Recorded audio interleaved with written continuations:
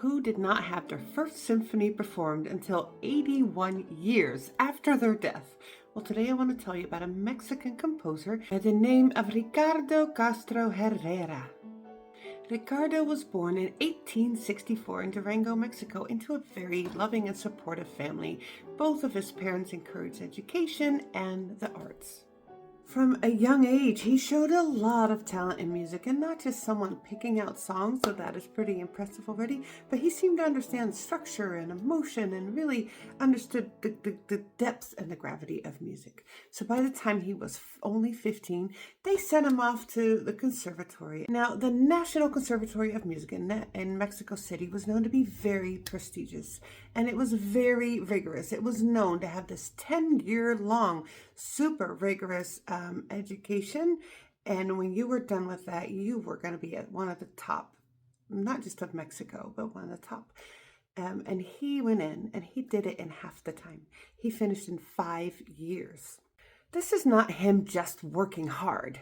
This is absorbing material at an exceptional rate, mastering theory and composition and performance simultaneously.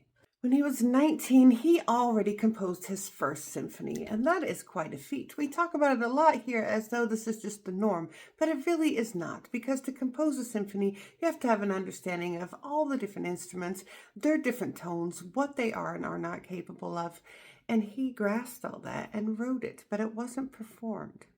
Not because it wasn't good. He kind of got sidetracked. He was really busy. He graduated, and then the very following year, he went on a tour, and he went to America. And touring wasn't just a thing like, oh, this is what people do. No, he had some international recognition, and he was touring, and he knew he was representing the entire country of Mexico, and he did it so well.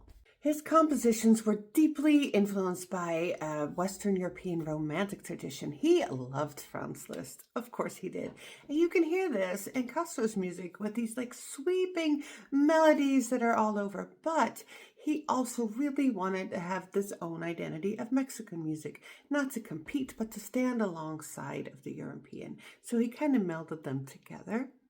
And this drive to elevate Mexican music to the world stage was really the one thing that I would say was like the force behind his career. He was very proud of his Mexican heritage.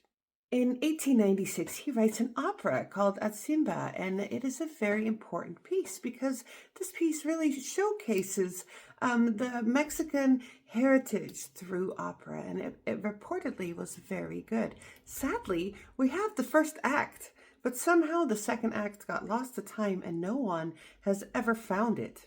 We have just a fragment of what would have been a landmark work. He continued to compose, he continued to perform and really build on his reputation. And then around 1903, he got a government scholarship to go and tour Europe for about 3 years, which of course he did.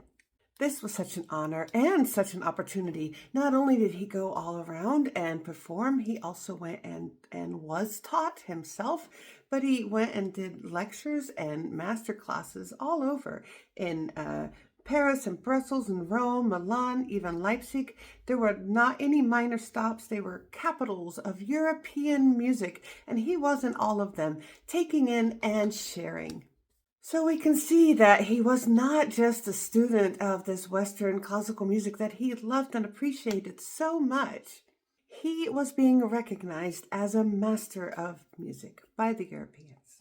He had great success and he could have stayed for very long, but he went back to Mexico because he missed Mexico. He loved it, but also he wanted to go back and share all that he had learned, which is so him. And then he was appointed to director of the National Conservatory of Music, that same school where he had once been a prodigy and he graduated from and he thought of so fondly. And he went back, and so his influence into the next generation and the generations to come is immense.